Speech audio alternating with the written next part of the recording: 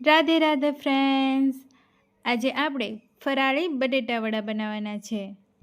તો એના માટે મેં 500 ગ્રામ બટેટા બાફીને ઉપરની છાલ કાઢી મેશ કરી લીધા છે.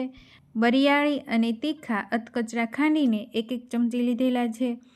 દેશી ધાણા, તીખી મરચી, 1 મોટી ચમચી મીઠું, 1 ચમચી ખાંડ, 2 થી 3 ચમચી ધાણા જીરું પાવડર લઈશું અને 1 લીંબુનો રસ ઉમેરીશું. હવે હાથની મદદથી જ બધું મિક્સ કરી દેવાનું છે.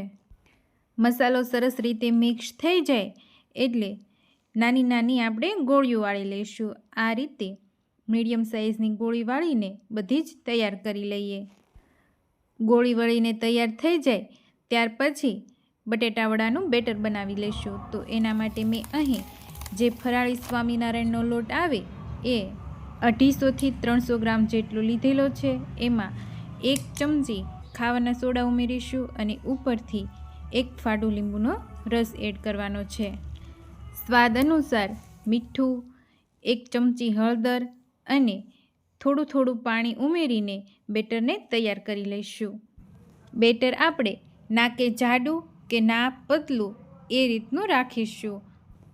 તેલ ગરમ કરવા મેં મૂકી દીધું હતું. તેલ ગરમ થઈ જાય એટલે બટેટા વડાની આપણે જે ગોળી વાળી છે એ બેટરમાં ડીપ કરીને આ રીતે તળી લઈશું.